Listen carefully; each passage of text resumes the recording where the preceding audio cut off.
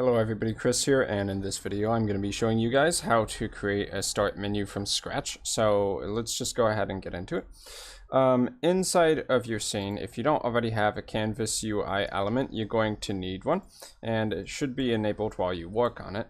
So if you don't already know, the canvas is for displaying graphical user interface items. Basically anything that doesn't interact directly with the game, but is rather more of a display showing text on screen, images on screen, laying out anything to the user like an options menu. That almost always goes on the canvas. And then game objects would exist outside of the canvas.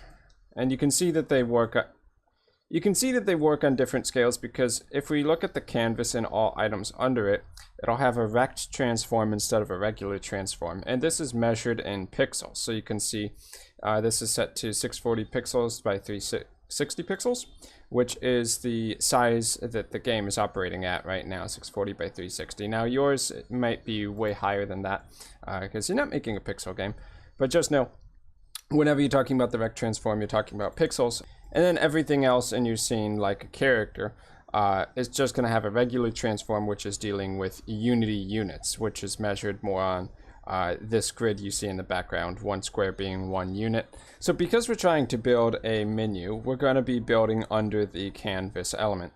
So what we can do is right click on that, go down to UI, which is going to contain everything that can be attached to a canvas out of the box. And we can start by adding a panel element to the canvas. So a panel serves as both a container for child game objects. So if you wanted to add something to the panel, you would right click on the panel and add it there like text or image.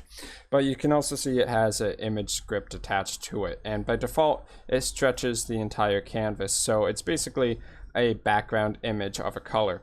So if you ever want to change this to a more custom image, something that actually has art on it, you can click on that little icon there to select an image from your project, and you can do something like change it to a fireball with basically transparent areas. Now that's probably not what you want for the background of a panel, but just know that you can do that there. Probably a little more relevant for prototyping is you can click on the color selector here and just change the background color to whatever you want. You can also increase the alpha. You'll notice that the panels are set with a default alpha of 100, which is about 40% opacity, which means that it's 60% see-through. And if there were things behind it, let's say parent game objects, you would be able to see those. So to kind of demonstrate how that works, I'll just add a secondary panel here.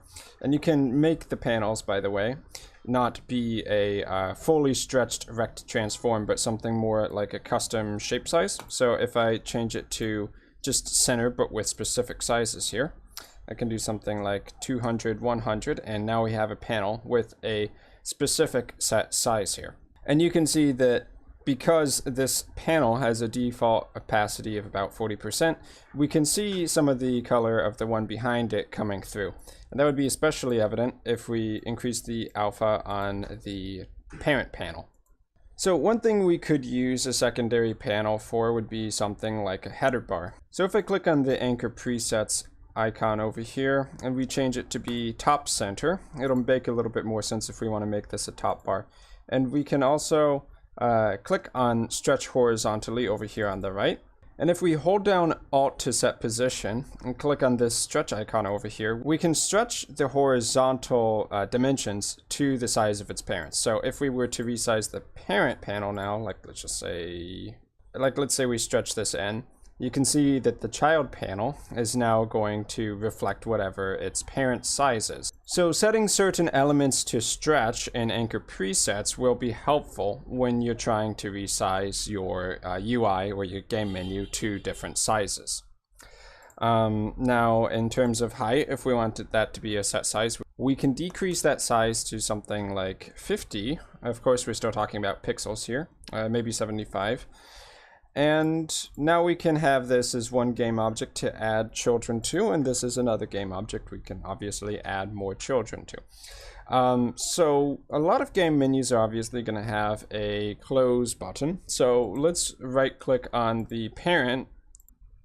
So because this orange is pretty ugly, I'm going to change it to something a little bit more eye-pleasing right now. Well, actually just leave it kind of a gray, I guess, for now. And For the top bar, we'll want to add something like a title for our game. So we can right click on the top bar, go down to UI and text, and we can give it a game title. So I'll just call this tutorial game and be very unoriginal there. You can also align the text with these alignment tools here. So I'm going to align it both horizontally and vertically in the center. And I'm going to actually stretch this element to the bounds of its parent. So that's going to mean that the space of the top bar is also the space of the text for now.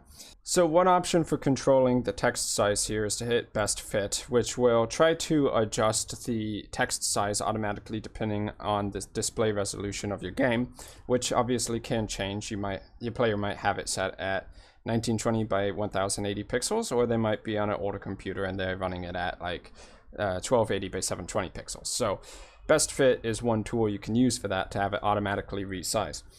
As an alternative, you can just hard code a font size rather than having it be within a range.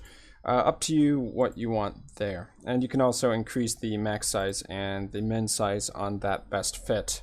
So since we're talking about a main menu here, we're probably going to want a bunch of buttons, like one for starting a new game, one for saving, and one for exiting the game. So let's go ahead and create those here.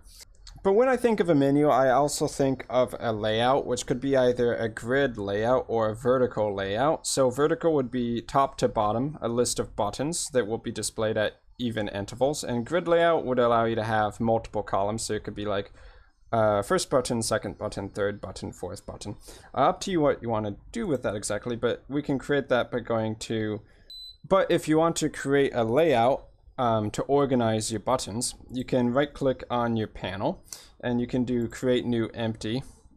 And then in the inspector for that game object, we're just going to add a component, and you can type in layout and see what's available to you. So there's grid layout, horizontal layout, and vertical layout. I didn't mention horizontal layout. That's the same as vertical layout, except it's going left to right rather than top to bottom. And grid allows you to have basically little grid squares. So let's do vertical layout group for now. And we'll probably come back into these properties a little later, but we'll leave it there for now so we can see how it looks without changing anything. And I'm just going to call this menu buttons group. And that's all we need to do for that game object. But we'll need to add some buttons below for the actual game functionality. So I'm going to right click, add a button, right click, add a button, and right click, add a button. Oh, and for the menu buttons group, we're also going to want to change its size so it has more space to actually draw these buttons on. So what I'm going to do is I'm going to drag these corners to align up with the panel above it, and drag it to the bottom of the main panel as well. So now we can see that these buttons are being spaced out evenly with the space that's available to them, but they're all also hovering on the left and starting from the top with no padding, so that looks pretty terrible. So I'm going to start by changing the child alignment in the menu buttons group, and we'll make it, let's say, middle center.